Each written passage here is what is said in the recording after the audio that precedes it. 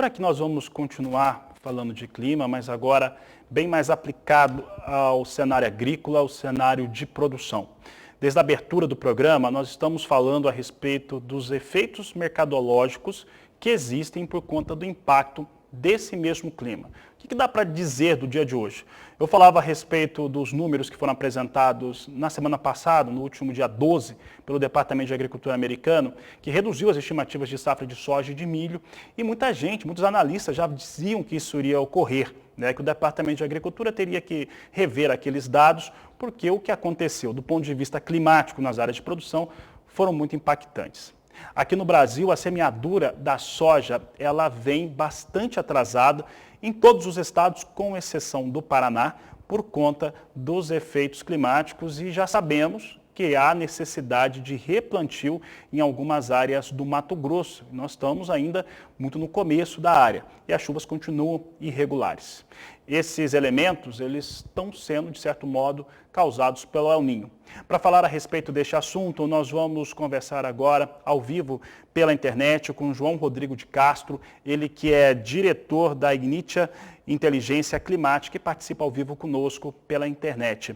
João Rodrigo, obrigado pela participação e eu vou te falar perguntar da seguinte forma, Nós já temos ali um cenário desenhado, já consolidado nos Estados Unidos, mas ainda não é El Niño, e aqui na América do Sul começa a se desenhar um cenário de forte preocupação. As estimativas de produtividade das aprosojas, por exemplo, já são muito menores do que aquelas que se teve na campanha passada. O El Niño é o grande desafio hoje da safra brasileira e, por que não dizer, sul-americana. Boa tarde, seja bem-vindo. Falar com você, com a sua audiência, sobre esse tema aí super importante, Olha, o El Niño, ele já está caracterizado do ponto de vista técnico, tá? E sim, ele já vem causando alguns problemas em várias regiões. Por exemplo, lá no Rio Grande do Sul, agricultores lá que têm as áreas de trigo, eles já estão enfrentando vários problemas por conta do excesso de precipitação. Então, veja só, existem alguns dados lá da Emater do Rio Grande do Sul que mostram que áreas onde se esperava uma produtividade ali em torno de 60 sacos por hectare, os agricultores estão conseguindo ali de média mais ou menos 40. O que isso aí não é nem o custo, Fabiano? Porque o custo mais ou menos estimado lá é em torno de 50 sacos por hectare. Então, veja como esse cenário de El Niño, ele já está impactando de sobremaneira lá no sul do Brasil por conta do excesso de precipitação. E sim, Fabiano, aí para esse ano a gente tem esse cenário, o El Niño atuando. Existem algumas estimativas lá de alguns institutos mostrando que o El Niño pode ser até mais intenso. Então, muito provavelmente, esse cenário que a gente acabou de ver, inclusive, na previsão do tempo, com chuvas mais irregulares, a gente tem uma grande possibilidade desse seu cenário aqui agora para essa próxima safra. Essa está começando aos trancos e barrancos, o pessoal não está conseguindo plantar, porque a irregularidade da chuva ela já está acontecendo na parte mais metade norte do Brasil, enquanto no sul o cenário é o oposto, é o excesso de chuvas. João Rodrigo, nós temos os fatores que o produtor rural, quem está trabalhando, sabe que está havendo um cenário de estiagem. Então, essa estiagem, na maior parte do país, ela ocorre. Agora, quais são os indicadores, do ponto de vista técnico, científico, que mostram ou comprovam que a campanha 23-24 ela é bem mais complicada, mais desafiadora sobre esse aspecto da meteorologia ou da irregularidade das chuvas? Tá. Olha só, Fabiano, é o seguinte, a gente tem uma série de estudos que são feitos a nível de monitoramento das águas lá do Oceano Pacífico, basicamente na linha do Equador. Então, esses monitoramentos, eles são feitos ao longo do tempo e a gente vai coletando os dados para chegar no nosso critério técnico para dizer se aquelas águas lá elas estão ou muito aquecidas ou muito resfriadas, para a gente chegar no conceito se a gente tem a ocorrência de El Niño ou não. Existem outros fatores, tá, que são levados em consideração, é uma conjunção de vários fatores, não somente da temperatura lá do Pacífico. O fato é, a gente já tem essa temperatura crítica alcançada, aí, os valores que nos possibilitam determinar que é o El Niño. Além das temperaturas, a gente já tem uma mudança ali nos padrões de distribuição dos ventos, que essa junção dos fatores todos é o que muda aí os regimes de precipitação.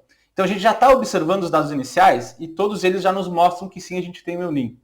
Além disso, Fabiano, agora vem o ponto interessante. Vários modelos climáticos, né, de várias agências apontam essa manutenção desse padrão. Então a gente vai ter aí, ao longo de toda a safra verão, vamos chamar agora aqui se iniciando ali em outubro, fevereiro, março, todo esse período com a incidência aí desse El Niño, e inclusive lá no verão, ele tem uma possibilidade, né, uma tendência de chegar em valores elevados, próximos ao que a gente observou lá nas campanhas de 2015, 16, 16, 17. O pessoal que está em casa nos assistindo deve lembrar isso facilmente. Foi um ano com um El Niño forte e isso trouxe impactos em várias partes do Brasil. João Rodrigo, você falou na questão do regime de chuvas, né, uma alteração, né? Ele se altera com a influência do El Niño. Ele representa necessariamente uma redução no regime de chuvas ou ele significa uma mudança no regime de chuvas? Ou seja, em algum momento nós vamos ter o mesmo volume de chuvas e chuva em excesso também pode causar problema? Como é que isso funciona sobre essa ótica da previsão? Perfeita a pergunta, Fabiano, até para o nosso público entender bem. Quando a gente fala de El Niño ou de Laninha e que a gente explica, olha, em determinada região vai sofrer com o El Niño. Nesse caso desse ano, por exemplo, o padrão é chuva em excesso no sul e uma irregularidade maior da chuva na metade norte do país. Olha só, a gente não está dizendo que não chove. Como a gente acabou de ver na previsão, você tinha ali um dia com 50, 60 milímetros, e aí uma janela de 10, 15 dias sem chuva, e aí, de novo, outro evento de chuva com mais 40, 60 milímetros. Então, esse é o padrão. A palavra que a gente deve usar, e o produtor não deve ficar desesperado quando se fala em El Niño ou Laninha, é irregularidade. Tá? Não quer dizer que não chove no lugar nenhum. Chove, mas as chuvas elas são mais esparsas, né, e não são tão bem distribuídas, mas chove. Para contornar esses problemas, existem várias estratégias que o produtor rural pode tomar, né, Fabiano? E aí consultar seu engenheiro agrônomo, seu consultor, de forma a espalhar melhor o plantio dele, por exemplo. De forma que quando tem esses períodos de estiagem, não é toda a lavoura que fica sujeita, né, a essa irregularidade, sim apenas parte, porque você fez o semeio em diferentes janelas, né, em diferentes datas. Então, o padrão é esse, Fabiano. Na metade norte do Brasil, irregularidade da chuva, ou seja, chuva mal distribuída. No sul do Brasil, excesso de precipitação, como a gente já vem observando no Rio Grande do Sul, em Santa Catarina. A gente tem relatos de dados lá do EPAGRE, Santa Catarina, uma fundação estadual, de perdas aí de quase 100% em algumas áreas, né? Alguns produtores que perderam áreas inteiras por conta das cheias dos rios. Então, choveu em excesso, os rios transbordaram, e produtores perderam áreas, toda a sua área de produção, né? Então, claro, são módulos menores, né? Uma agricultura mais familiar, mas os agricultores acabaram perdendo todas as suas áreas por conta desse excesso de precipitação. Então, essa é a tendência desse ano de El Niño mais intenso, então muita chuva no sul, e essa irregularidade aí no norte.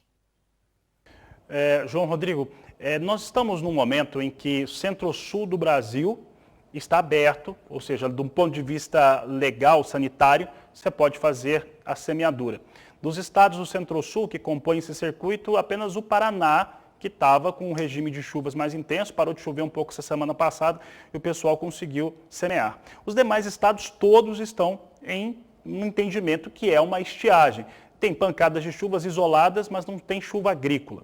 Ao mesmo passo, nós vamos ter o começo da abertura, né, ideal de plantio, para a fronteira agrícola do Mato Piba, Maranhão, Tocantins, Piauí e Bahia. Falando isso, existe o Rio Grande do Sul que também semeia um pouco mais tarde a soja. Deveria estar trabalhando com milho, só que nesse momento não tem muito como fazer essa semeadura. Mas a questão que eu vou te colocar é o seguinte: existe uma área, um estado que deve ser mais atingido durante esse El Niño? Olha, Fabiana, sua pergunta ela é muito interessante. Primeiro, vamos falar sobre o Centro-Sul. Toda essa fronteira Centro-Sul que a gente tem, pegando o Sudeste, pegando Mato Grosso do Sul, Goiás, grande parte do estado do Mato Grosso. Essas são regiões que, em anos de El Niño, qual que é o principal sintoma? Você tem um pouco de irregularidade da chuva e a janela de chuvas, o período da estação chuvosa, ela dá uma seguradinha para começar, que é o que a gente vem observando. Mas o principal impacto nessas áreas são as temperaturas elevadas. não exatamente que não chove na região ou tem uma irregularidade muito grande, sim, as temperaturas elas costumam ficar bem acima da média. Então, esse é o primeiro ponto. O pessoal do Centro-Sul, em tese, os problemas devem ser mais por conta de temperaturas elevadas, então, eventualmente, alguma pressão um pouco maior ali de pragas e doenças. A região que pode sentir o impacto, como você bem citou, é a região mais lá do Mato Piba. O pessoal vai começar agora o plantio e por conta desse El Ninho, o que se espera é irregularidade da precipitação. Então você pode pegar ali oeste da Bahia, Maranhão, Tocantins, Piauí, Pará também, vamos olhar para o norte, o Pará também. Então você tem ali no Pará grandes áreas de pecuária, por exemplo, de pastagem, que pode ter um pouco de irregularidade na precipitação e recuperação dessas pastagens. Então, essas são as regiões ali, Fabiano. Você pega todo o Mato Piba, pega também ali Pará, pega um pouquinho do Nordeste, são as regiões que o pessoal deve estar mais atento em relação à chuva. E uma coisa importante, né, Fabiano, a decisão de realizar o plantio, tentar ter o máximo de segurança possível, você ter ali pelo menos uns 30 milímetros acumulados de precipitação nos últimos dias, para evitar aí ter que fazer replantio, né, que é mais despesa ali para o produtor rural. Tá certo. Eu vou te fazer uma última pergunta, porque muito se disse antes do início do momento, né, de fazer a semeadura da soja, né, dos plantios, da semeadura das culturas de verão, se falava no super El Ninho. Qual que seria a diferença de um super El Ninho para um El Ninho padrão? Vamos lá. Fabiano, o super El Ninho, ele é uma terminologia que algumas empresas têm utilizado aqui no Brasil, que é para representar um El Ninho ali com a sua diferença da média, essa anomalia, essa intensidade, digamos assim, muito superior ao padrão que os americanos usam. Nos Estados Unidos, é comum o pessoal usar as intensidades de moderada a forte. Então, aqui no Brasil tem se usado quando a anomalia de temperatura, ou seja, quando a temperatura lá do Oceano Pacífico fica 2 graus e meio acima da média, daí a gente já fala que é um super El Ninho. Para você ter uma ideia, lá na safra 16-17, a gente teve um super El Ninho, e essa diferença da média chegou a 2,6 graus mais quente, né? Então, não é um termo que a gente consolidado, digamos assim, na literatura mundial, mas a gente vem usando no Brasil. O público que está em casa, o que ele tem que saber? Olha, a gente está esperando um El Ninho forte. Esse El Ninho ele pode ser bastante significativo e trazer essa lembrança ali dos anos ali mais ou menos 97, 98 e tentar lembrar também da safra 15-16, 16-17, que é uma boa referência, porque os modelos eles estão indicando que a gente vai ter mais ou menos esse mesmo comportamento.